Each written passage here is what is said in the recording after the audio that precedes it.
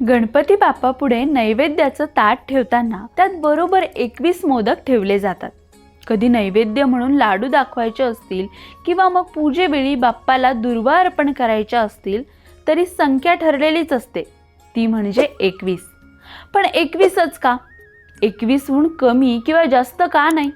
बाप्पाला 21 मोदक देण्यामागचं काय लॉजिक आहे ते पाहूया। एका पौराणिक कथेनुसार देवांतक आणि नरांतक यांचा विनाश करण्यासाठी बाप्पाने कश्यप ऋषी आणि आदिती मातेच्या पोटी विनायक म्हणून जन्म घेतला।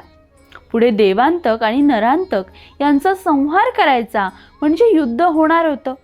या युद्धात लढण्यासाठी बाप्पाला स्वतःचं सैन्य हवं होतं, म्हणून बाप्पाने 20 गणांना सोबत घेऊन त्यांचे सैन्य बनवले।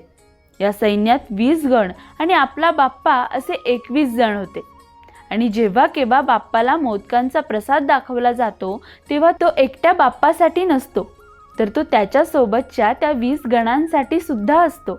म्हणूनच 21 जणांना प्रत्येकी एक म्हणून बाप्पाला कधीही मोदक हे 21च्या प्रमाणात दाखवले जातात असं सांगितलं जातं।